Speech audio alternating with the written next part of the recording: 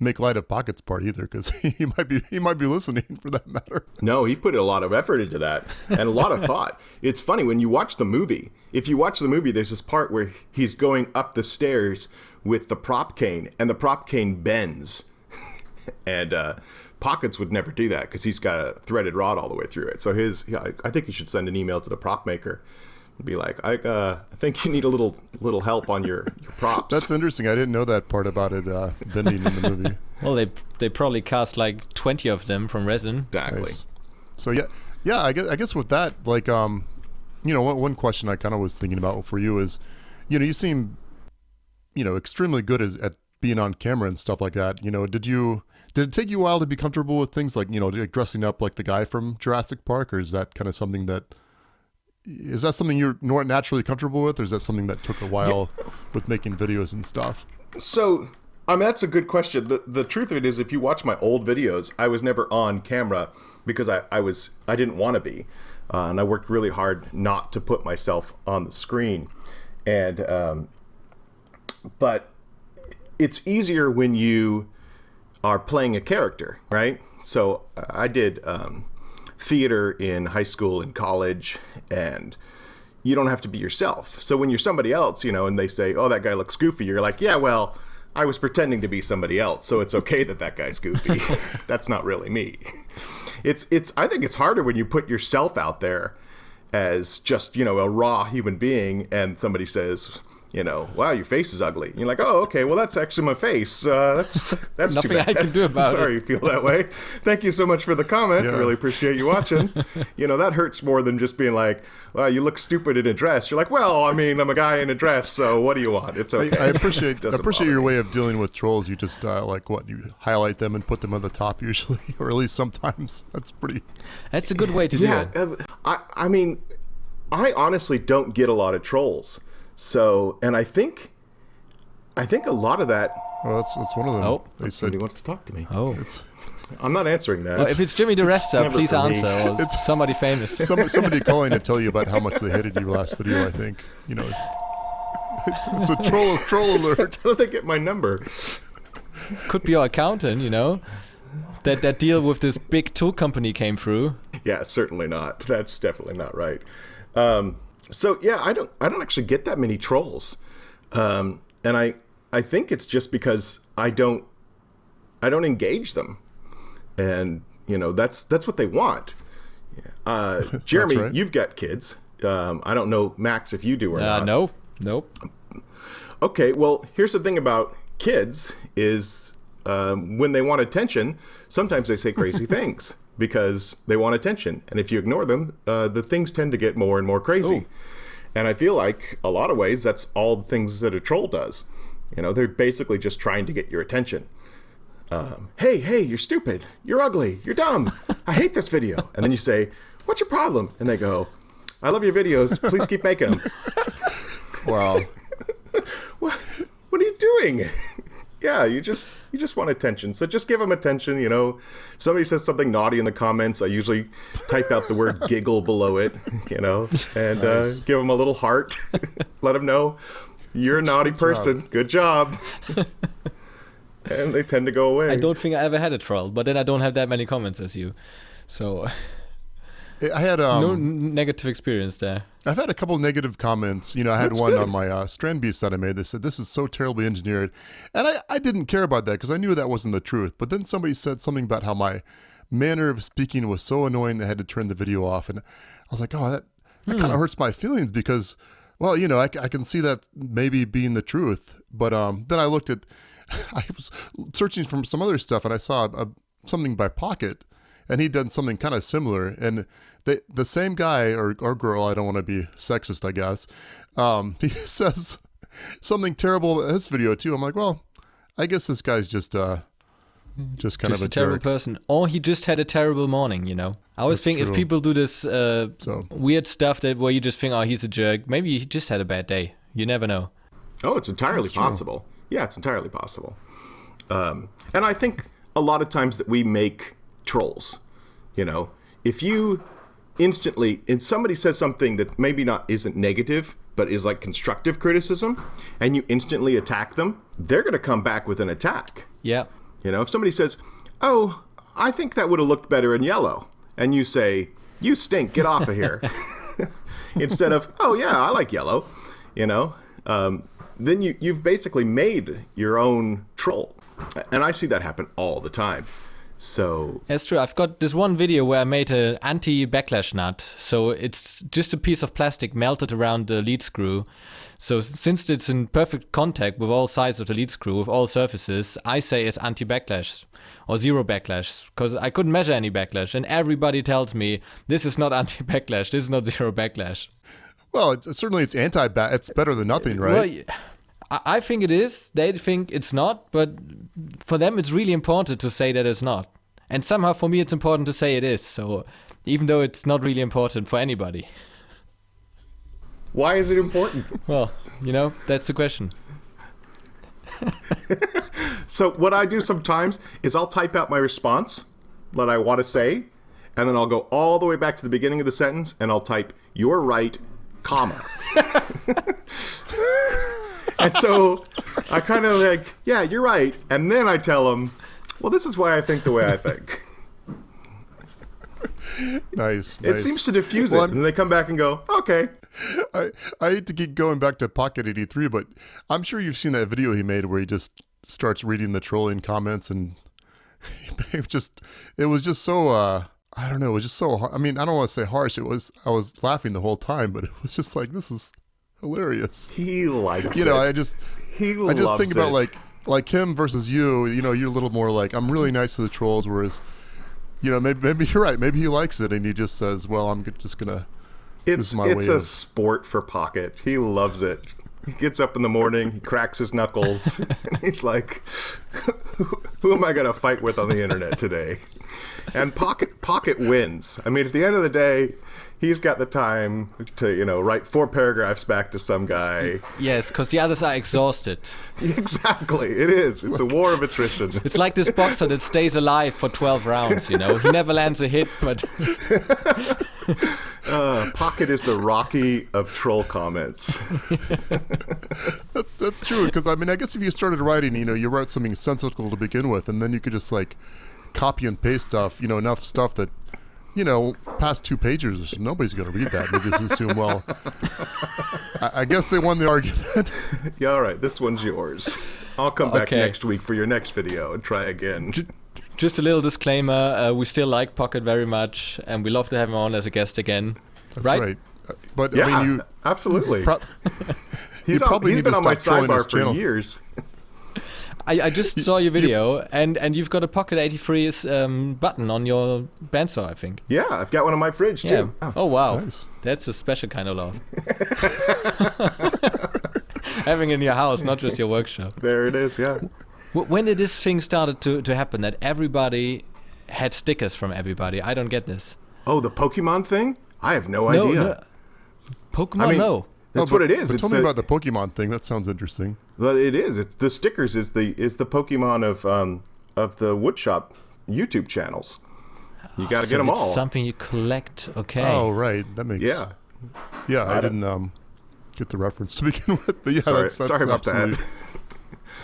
Well, yeah, now I understand. True. If you say it's a challenge for me to fill up my bandsaw and have everybody on there, but then I don't see why. I don't honestly understand either. I put my board on the back of my intro area, and I basically said, you know, send me your stickers and I'll put them on my board.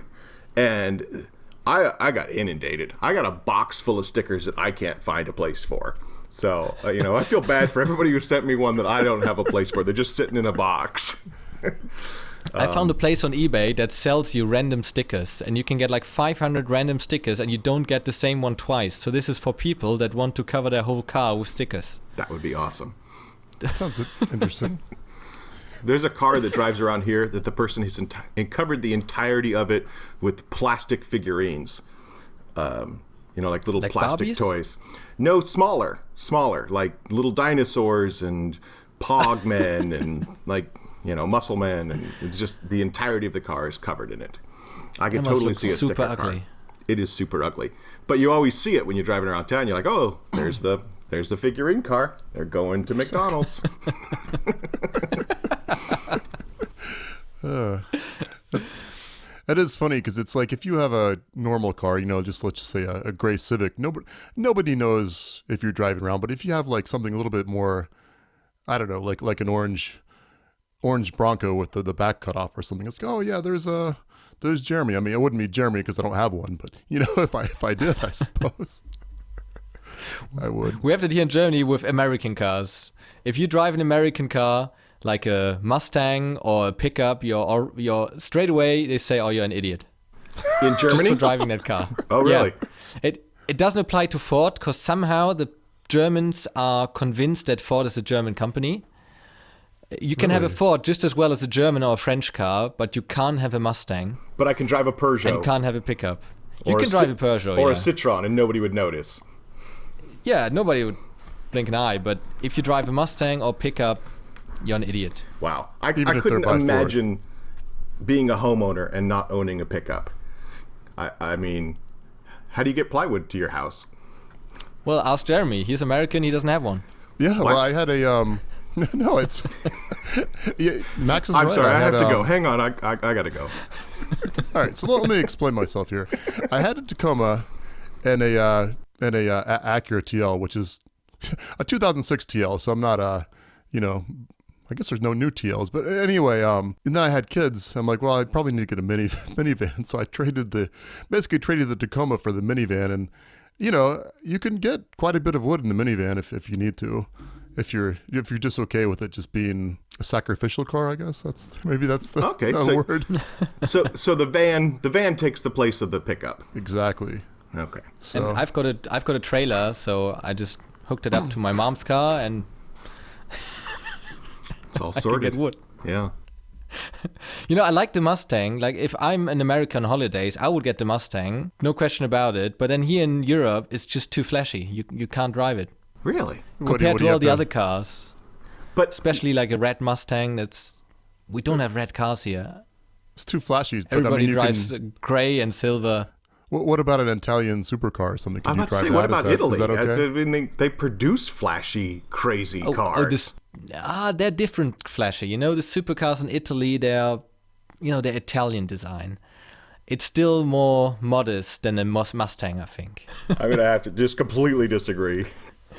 But it's the same. But it's the same though. If somebody drives around here with a Ferrari, everybody says, "Oh, look, he's driving a Ferrari." Because I see maybe one Ferrari a year or one Lamborghini. It's not very common. But then if I am on holidays in Florida, I see them all every day.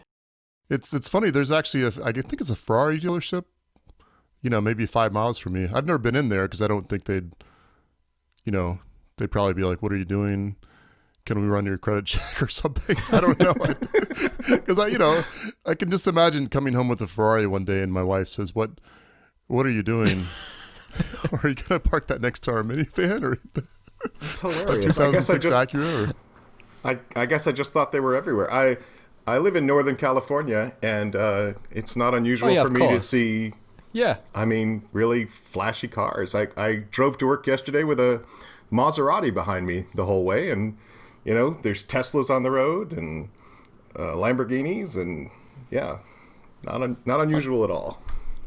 I have to say, one time I was on a motorway and there was a really fast Mercedes. I think it's the SLS, like the supercar from Mercedes. There was a Ferrari and a Lamborghini, and they were all lined up next to each other. They were having kind of a race, and I was just behind them. And we were all going like maybe 180 kilometers an hour, so that's 120 miles per hour, I guess. And then suddenly they took off, and it was so loud. That was so amazing. And just kind of embarrassing to see what kind of speed they have. And you're just like, oh. They were in a different league, But I looked over to my girlfriend who was sitting next to me. I said, wow, wasn't that amazing? She said, what happened? So let me get this straight, though. You guys were cruising at 120 miles an hour, and then they took off. Is that? And then they took off, yeah. Okay. Well, that's pretty amazing. Of course, I mean... You can't always go that fast. Most of the time there's traffic or there's slow people in front of you. But one time I drove back from Hamburg to my town, and one of the football games just started from the World Cup. And I was a bit late, but the motorway was completely empty. There was nobody. I drove for maybe 30 minutes and I didn't see another car. So is this pardon my ignorance here, but was this on the Autobahn? Is that still a thing? Autobahn is motorway. That's the thing. Oh, so you call it the motorway. That's what you call the we call it Autobahn, which is motorway in German. Oh, all right. Well, so those are synonymous. The Autobahn is not a particular thing. It is just it's a general term. Is that what we were saying? Any motorway is Autobahn. Oh, okay. It just means car lane, but not any street is a Autobahn. Just the Autobahn is the Autobahn. Right. It's got to be. So any motorway. It's got to be a freeway. Yeah. Right. We say whatever freeway is. We say freeway. Same difference. We say freeway. Ours are full of potholes, and if you went 120 miles an hour, you would die. So. but yeah, same idea, same concept. but it's more relaxed driving in America or in Canada. You just put your speedometer on. Is the speedometer?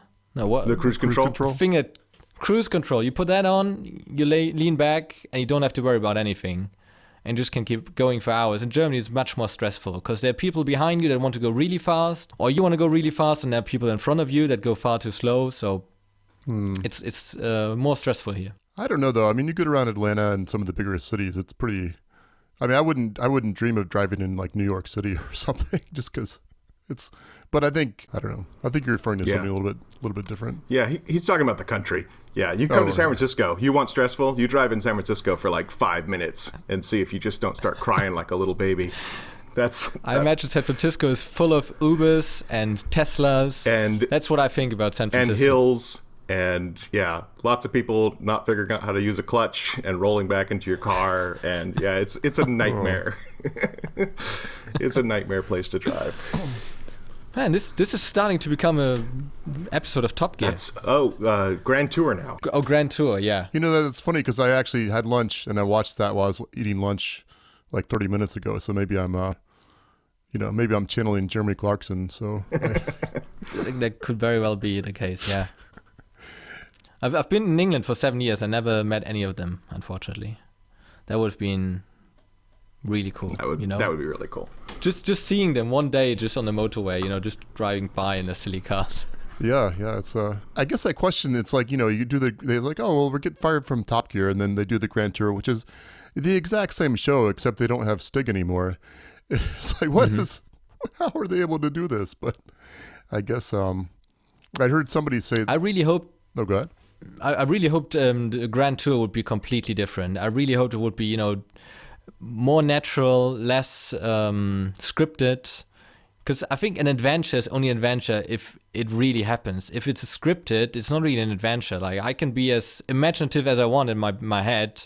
I don't need these people to just think of silly situations. Just film what actually happens. You go to Botswana, it will be interesting. You don't need to script everything. I think that ruins the show a little bit. But then everybody loves it apart from me.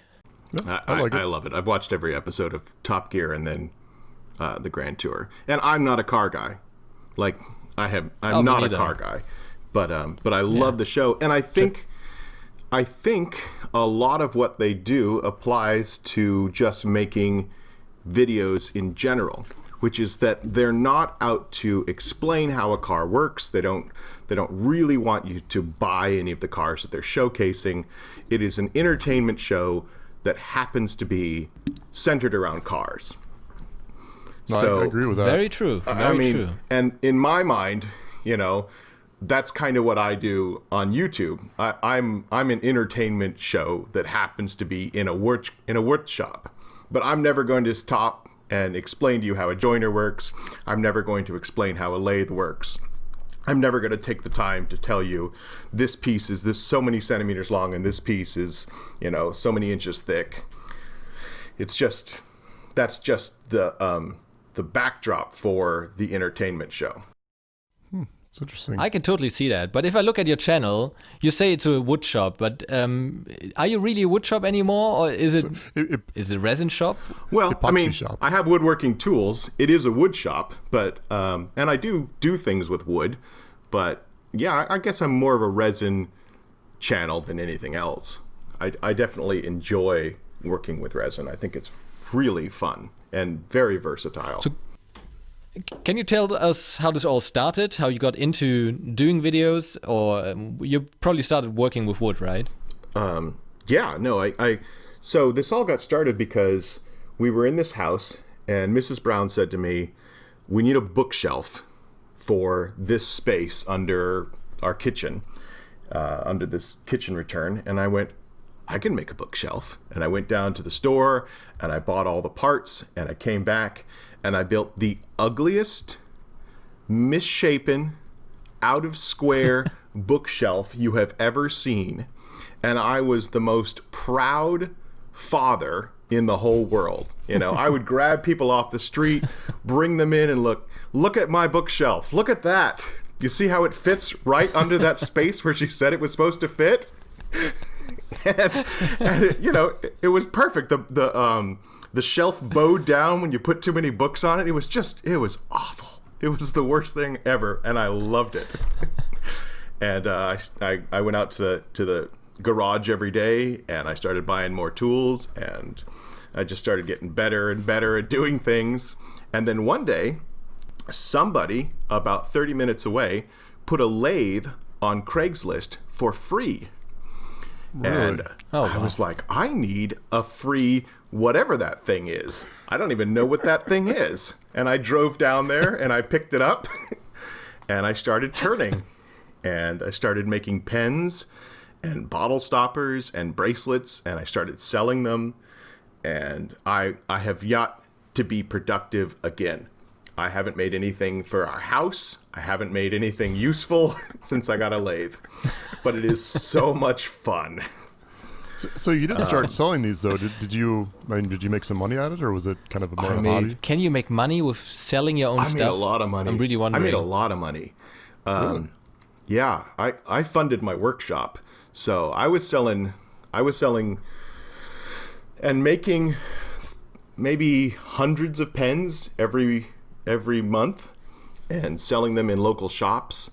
And I kind of do what I always do, which is I dive in full force and go until I hate it. That's like my MO. I take something that's enjoyable, I commit myself entirely to it until I make it unenjoyable. And that's what I did with this. And so I was making good money. I was working all of my free time making pens and bottle stoppers and bowls and boxes and everything else you could make on the lathe, and selling them in local shops. And then I got totally burned out. And I actually went to the shops where I was selling them. I was selling them as consignment. I went to the shops. I said, I want my stuff back. I took it all back. I put it in the shop. I closed up the shop doors, and I didn't go in the shop for 3 months. Really? I completely burned myself out. I made it miserable. Really? But you could have let them sell it. Why did you take the product back? Because I needed a finality. I needed to be able to say, this is over. I don't want to think about it anymore. I need it to be done. And so that's what I did. And I went back to my old life, which was playing video games and watching videos on Reddit. And somebody posted a video on Reddit called Making a Machete. Or no, it wasn't the machete video. What was it? I don't remember. It was an axe. Oh, it was an axe video. And it was by this guy named Jimmy DiResta. And he took an old axe handle and he put a Paduk. He took an old axe, he put a Paduk handle on it, and he made the leather. You know that one? The hatchet video? Of course. I watched it like 8 times. I watched it a few times. Then I watched. That's one of his best videos. It was amazing. And then I watched every single video I could find of his. I downloaded Dirty Money, and I watched all the Dirty Money episodes. I downloaded Hammered. I watched all the Hammered episodes. And I went, I can do that. It's exactly what I did. I can do that. And I went out and I bought a flip, because he said in a video that he recorded with Make that he used a flip. And I went out in the shop and I made a Jimmy DiResta video. Flip cam. And that was my very first video. Very cool. Was basically just copying Jimmy. Do you remember how his nephew would never talk in that show? Yes. His name is Matt DiResta, and they called him Rat Boy in the show. Yeah, exactly. His name is Red Boy, and he never talks. And then Jimmy has this argument if it's called a vase or a vase. Yeah. And they ask Red Boy, and he says, vase. That's like the only word he said. I was like, so he can't talk? What is this about? Yeah, Matt's got a really good YouTube channel. It's Matt DiResta. He has a shop in L.A., Him and John DeResta both appear on that. Yeah, his brother. But he doesn't post very often, does he? Because I'm sure I've subscribed to him, but I don't really see him. Not as much. I think they're actually making and selling things at the more than making videos.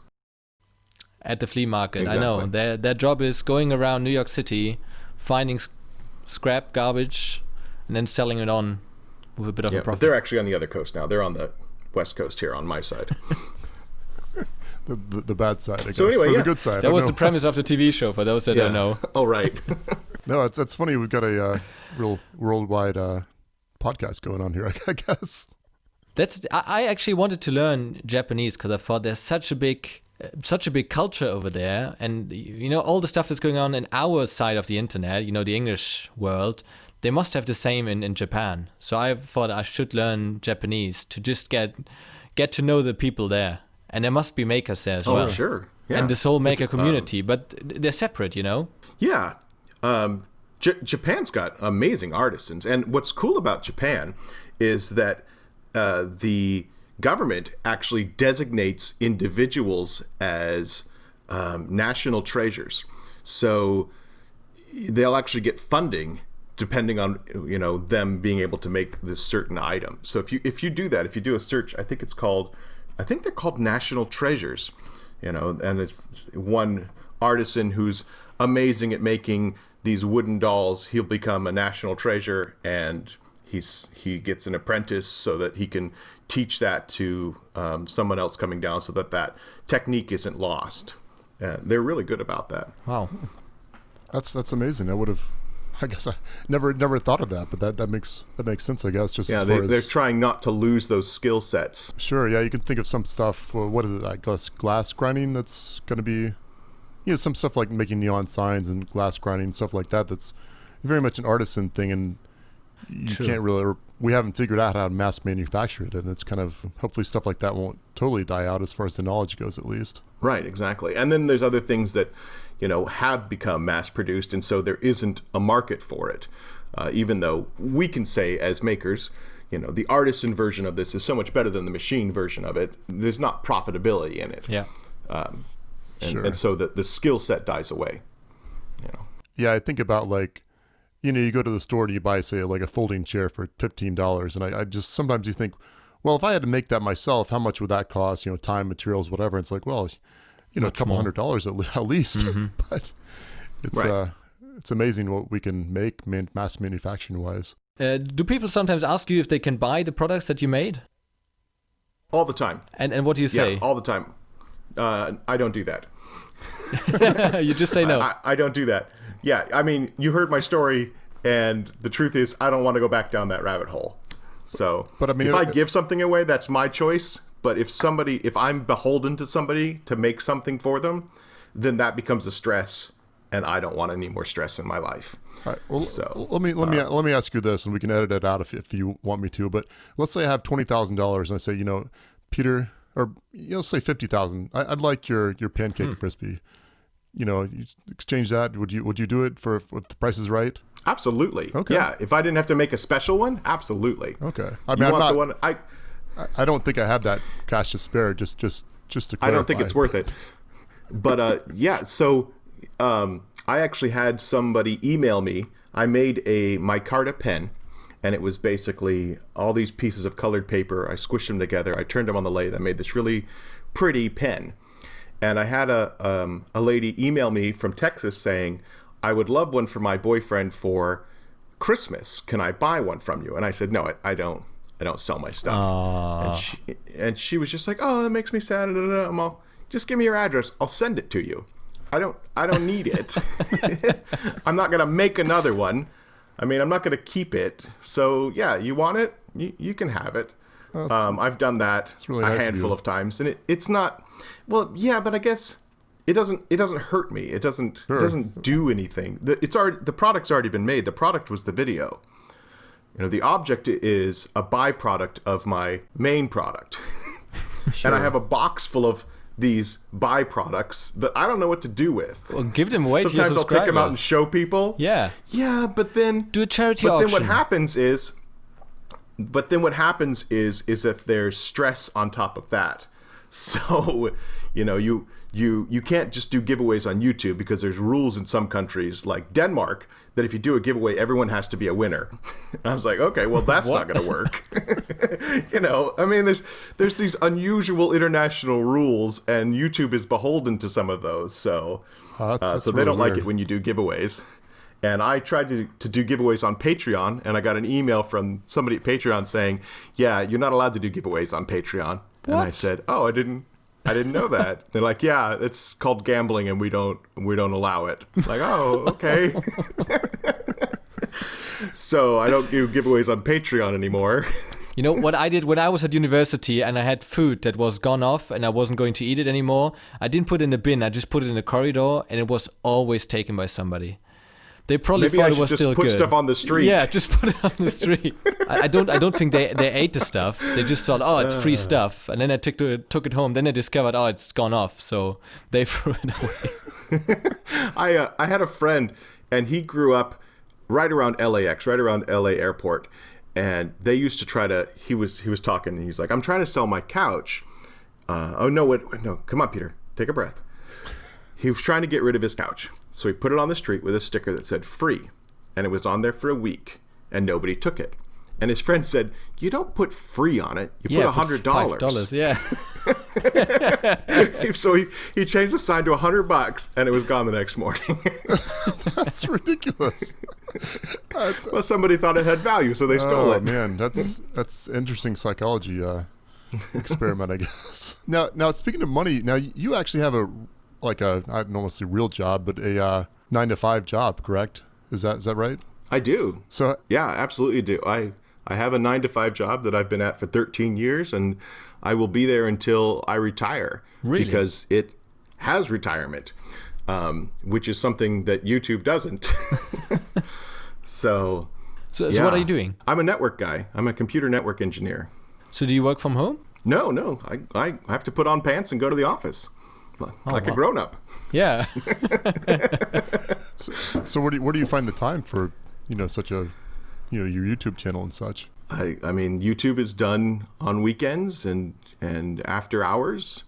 And again, I have to try and stop myself from making it a full-time job, because I have the tendency to do that. I have this thing inside of me that says, if I'm going to do it, you got to do it all the way. But I honestly don't want 2 full-time jobs. I want a full-time job and a hobby. And so I've got to be really careful not to turn my hobby into my, vocation. And it's a hard line to stay on.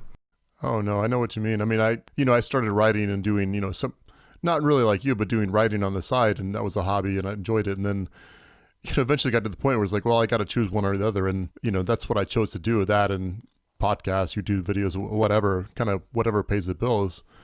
Max, I guess it was kind of the same for you, right? You worked for yourself. Yeah, I work for myself, and that's fun if it pays the bills. It's not fun if it doesn't, but so far it's okay, so I'm happy with that. And I wish I had more time, really. Then I would do more YouTube. Yeah, it is funny. It's like, I really enjoy what I do, but it is kind of like, well, this used to be my hobby, so now it's like, what do I do as my hobby? I guess I could start playing video games more or something. I don't know, but not really productive. Well, I don't have hobbies in that. This is my hobby, being an engineer.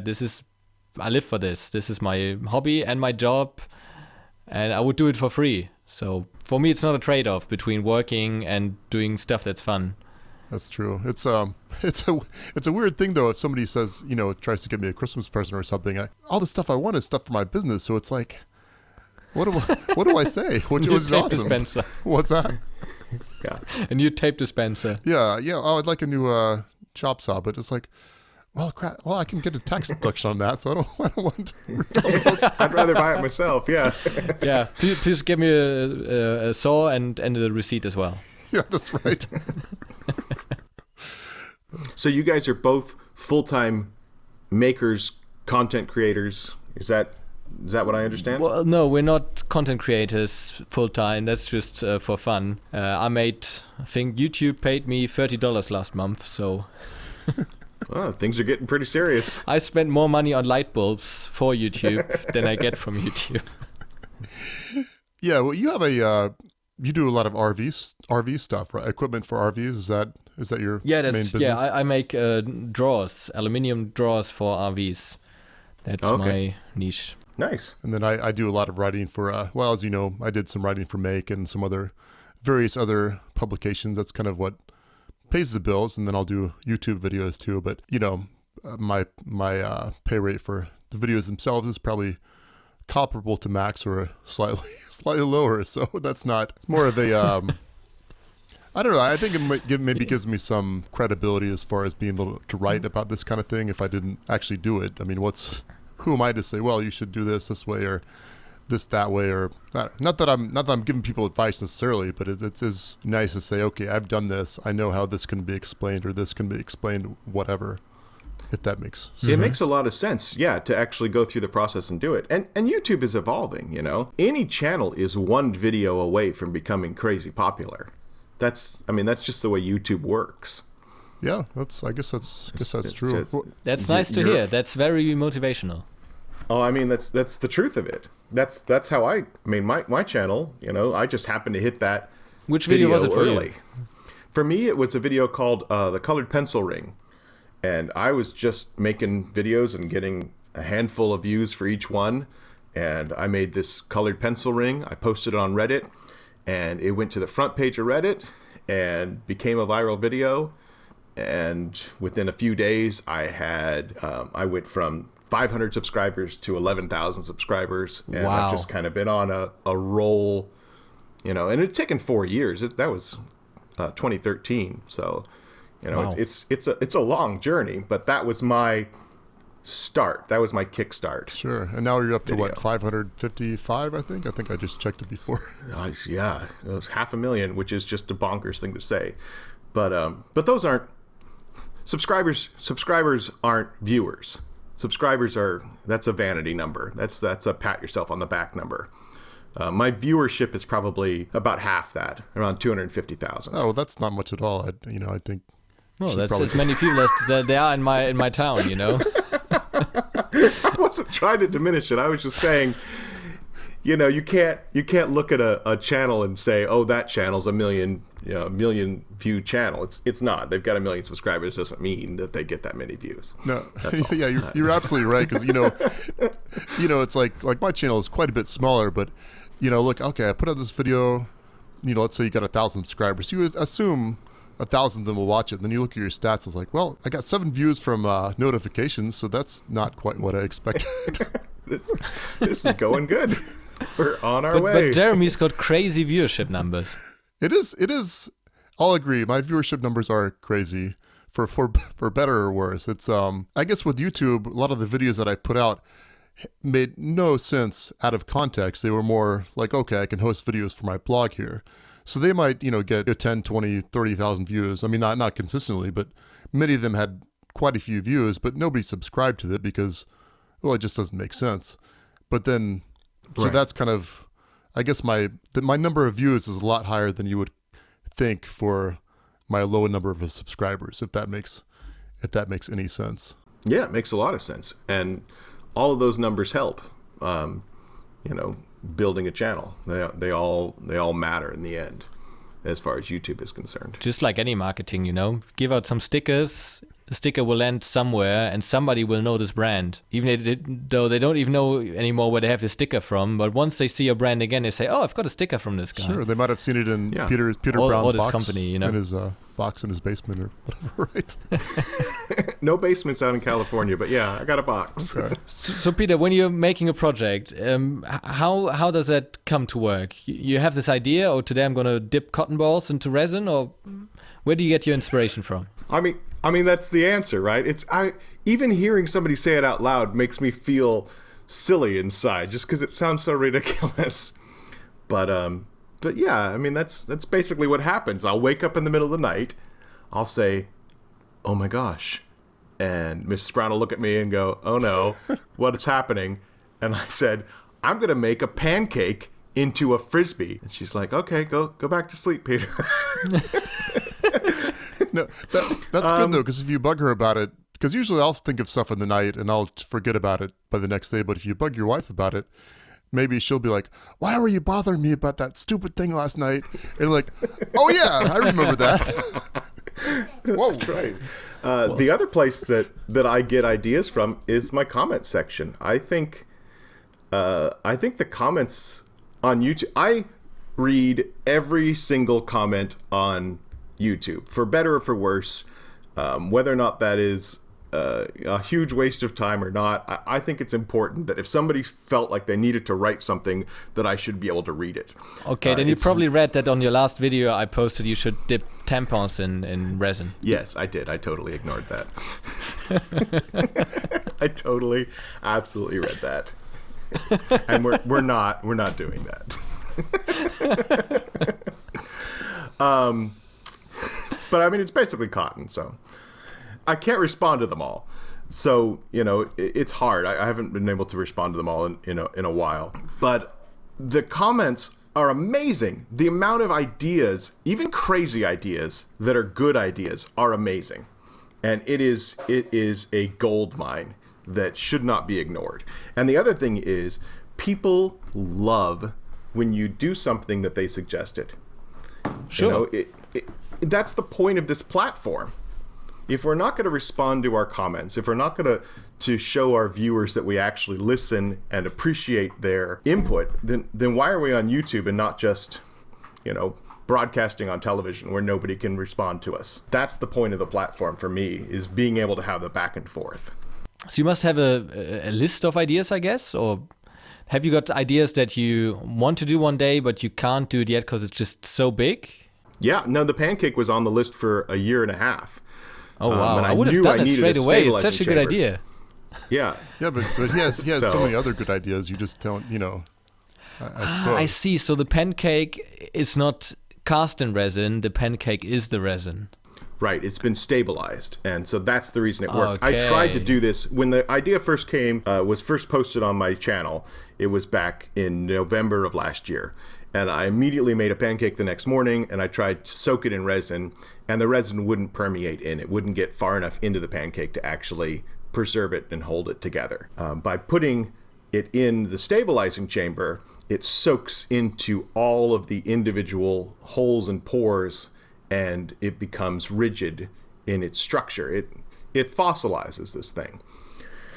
And so now, because I just got a stabilizing chamber, because I just got a vacuum set up a couple months ago, now I can do this project. So I can check it off the list.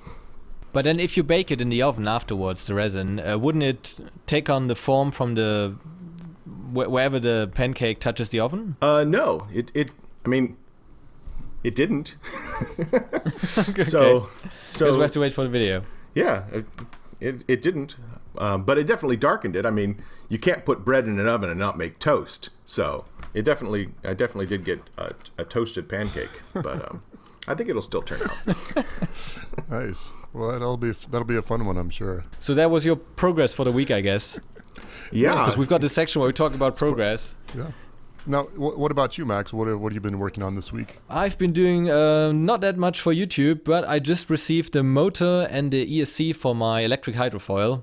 And the motor is really big. It's as big as a can of Coke, basically. And it's water-cooled, and supposedly it's waterproof. So I really hope it is waterproof. And it doesn't burn, even though it's waterproof. Because if it's waterproof, apparently it's not that good in conducting the heat to the water. So I've got to test that soon. And I've got the ESC, which is the VESC, which is like pretty expensive, but apparently more professional. And it's like a motor controller that can read out all the statistics from your ride. So I can actually analyze how much amps I'm drawing and the voltage of everything. And it has a lot of safety features built in. So I spent a little bit more money there, and hopefully that's going to enable me to use the board without burning anything or having it explode. I have no idea what an electric hydrofoil is, but it sounds exciting. An electric, it's a surfboard with a wing in the water.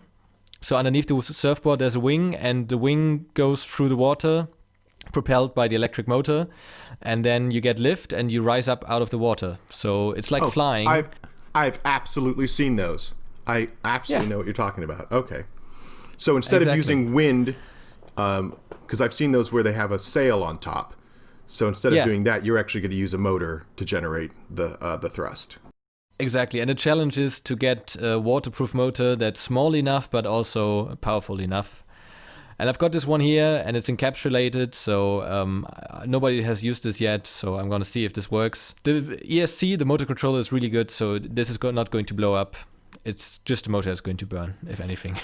Yeah. Which is good because they're cheap. Well, it sounds awesome. I hope you stay safe at that. So if, if something happens, Peter, I'm looking for another, a substitute co-host for this podcast. I'm taking applications. No, not really. So, I mean, do you go out on the lake with this, or? Yeah, I live at the ocean, so...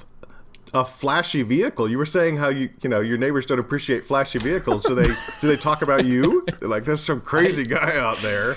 I even have LEDs underneath. Oh yeah, well yeah. If So you're not you allowed to are have a that Mustang, guy. it's certainly. But Yeah, you said you'll be wearing a helmet and stuff when you do it. So people just like, that's just some helmet guy. and I don't know everything. who that is. Somebody from America probably. Yeah, nobody will know. But probably a few years ago, my local newspaper, we built a wakeboard winch, which is like a very long cable attached to a lawnmower motor, and that pulls you over the lake with a wakeboard. Oh, okay. And we set that up in town, and somebody complained to the police a few times. The police came and they said, yeah, it's fine, you can keep doing this. It's not illegal, really. And keep the noise down and be civil, which we were. But this guy was really annoyed, so he wrote the newspaper instead. And the newspaper made an article saying, wakeboarders are terrorizing the guests at this city pond, basically. They really used the word terror in the headline. It was in summer, so gosh. they didn't have anything to write about. Yeah, it must have been a slow news day. They didn't even bother getting in touch with us. And there's a video of that on my YouTube channel if you want to check it out, of the winch. That was fun to build. hilarious. Yeah, I wish I would have made a video of the Yeah, building but of you the didn't have winch. to. You were shooting stuff from the shore while you were doing the winch, right? In that video, that's probably why they didn't like it so much, right? And you saying, Yeah, something probably. like that. Yeah. throwing ninja stars. Yeah, but I'm going to call the local newspaper and ask them to cover me while I try out the board. Yeah, why 'Cause I wouldn't said you? I mean, it seems like that would be great article. Yeah, I will. And then after that one came out, I will tell everybody that last time they called me a terrorist for doing the same. I just don't. I can't picture. Okay, so here's the deal. If that happened in California, people would be lined up on the shore watching it.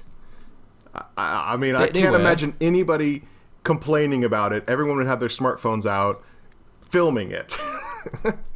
So. Oh yeah, they were filming it, and lots of people said, "Oh, this is amazing." Apart from this one guy, Oh, okay. there's always one guy. Okay. So it's a bad apple that ruined the.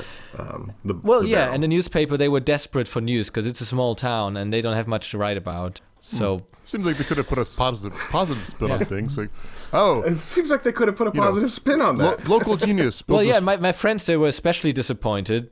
Well, it wasn't just me; it was me and a group of friends, and they were really into surfing and outdoor activities. And they said, "Why do they have to ruin this?" There's one time there are young people trying to do something interesting or nice or fun, and they just have to ruin it. And they wrote a big letter to the newspaper, and I said, like, "Don't worry, don't even bother. They won't care. They just wanted an interesting news story, and they didn't." Well, the next time the cops get called, you should ask them if they want to go for a spin. You'd be like, "Do you want to try out the hydrofoil?" Well, the cops were really 'Cause nice. The cops were That would nice. make a good. Yeah, exactly. So that would be Yeah. awesome. So, Jeremy, what have you done this week? So this week I've been actually working on a camera slider. I had a kit that I had from, what was it? Servo City, I guess.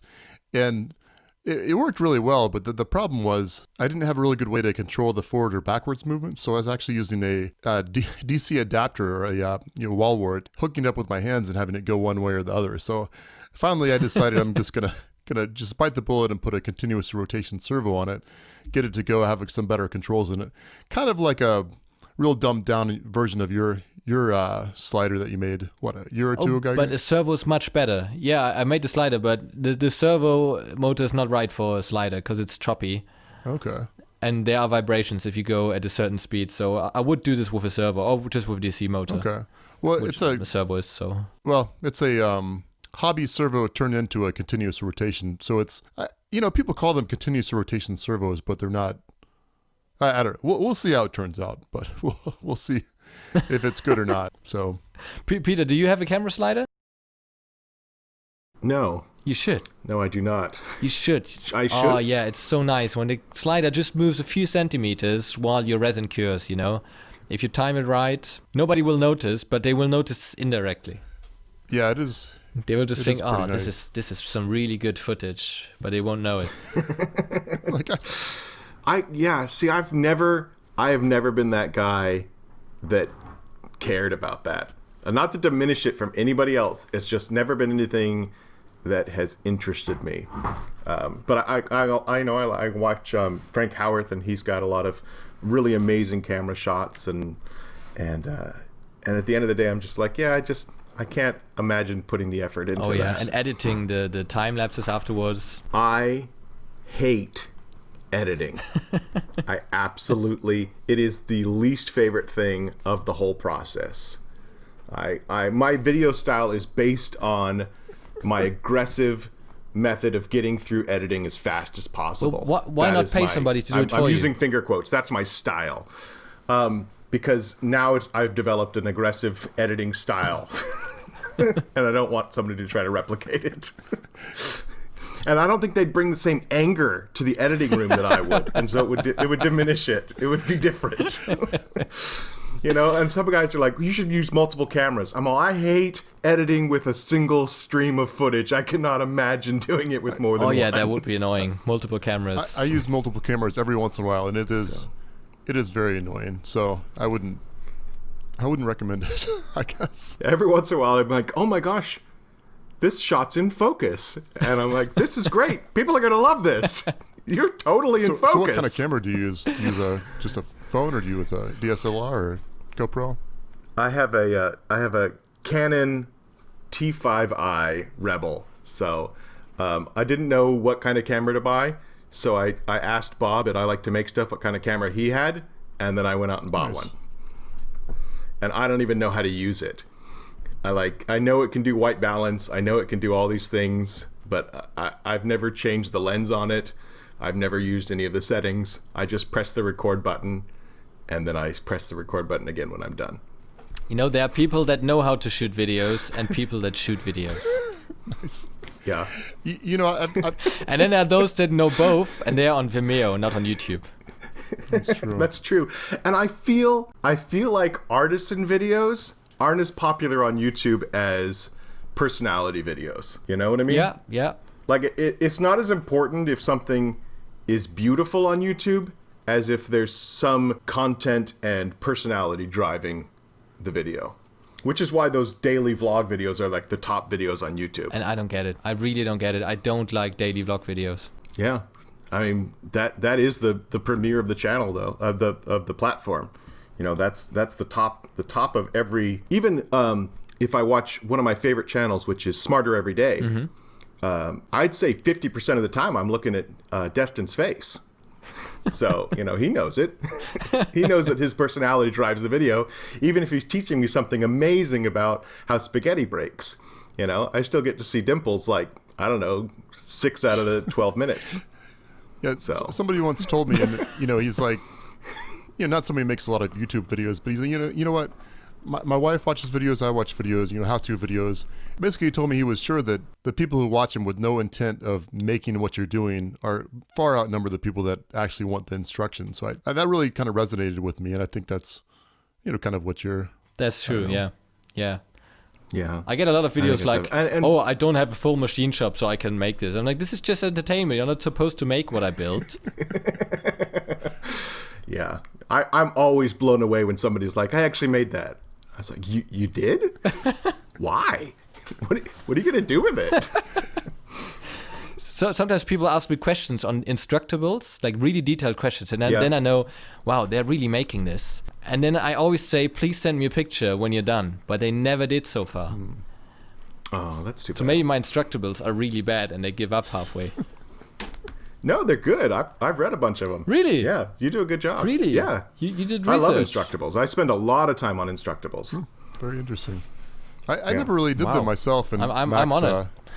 Max suggested that I should just to kind of promote my channel and stuff, and I think that's definitely good advice on at least on the stuff that I do. So here's here's an inside baseball thing about why I post on Instructables. Instructables doesn't drive a lot of traffic to my channel, but whoever their web guy is amazing, because I'll make a video and I'll post on Reddit and I'll post on Imager, and then I'll post on Instructables. And then if you do a web search for gummy bear axe or micarta jean pocket watch, the Instructables will always be the top return in Google. Oh, wow. For whatever reason, their SEO is unbelievable. It's better than YouTube. So if I have a video that's not... It is. I have a video that's not performing well, I'll do an Instructable with the exact same title as my video, just so that if somebody ever searches something similar to that, then they'll get the Instructable first. And then they'll be like, oh, I've never even seen this before. And then they can click down through it and get to my channel. So yeah, I actually hijack their SEO to promote my videos, if that makes sense. Yeah, I think that, well, it seems like you do a really good job of promoting your channel off the site, you know, Reddit or Imager or Instructables for that matter. So good for you. I kind of hate doing but that I think Peter's videos are just inherently interesting, whether you're interested in making stuff or not. You know, just watching resin flow and cast into something hard is interesting for anybody. My mom would watch it probably. It's kind of fun to watch, isn't it? And I just post on the places that I like to go. You know, I only post in places where I actually spend time. But my videos are very clickbait videos. I find that I get stolen by clickbait people all the time. I know. Guy pours glue into a box. You'll never believe what happens next. It dries. The glue dries. That's what happens next. Okay. So Peter, Max, this was a lot of fun. Peter, if somebody wants to find you, where can they find you? I'm on YouTube. You can find me at Peter Brown. I also have a website that no one goes to called shop-time.net. But honestly, if you just go into Google and type in gummy bear axe, I'm pretty sure you're going to find me. Nice. Well, I hear that you were at the Atlanta Woodworking Show in the past, as far as we're concerned. That's true. How was it? So if you saw him there, then I think I had a lot of fun. Yeah, I think I had a lot of fun on the 16th through the 19th of March. A lot of people on Twitter commented that they had a really good time talking to you, so must have been fun. Oh, good. I'm excited that happened. So, Jeremy, where can they follow you? No. So yeah, I'm on YouTube as well. I'm Jeremy S. Cook there, and on Twitter I'm also Jeremy S. Cook. So that's the extent of my creativity with that that deal. Now, what about yourself, on Max? YouTube, of course, Max Maker is the channel, and on Twitter it's at Max_Maker_YT, and on Instagram Max_Maker_YouTube. It's a bit long, but I'm sure you find me. It's a green logo, Nice. 2 M's in it. Thanks, Peter, for being our guest. It was really nice talking to you. Yeah, thanks for having me on. It was really fun. Yeah, thanks as well. So anyway, we'll talk. See you guys later. Bye bye.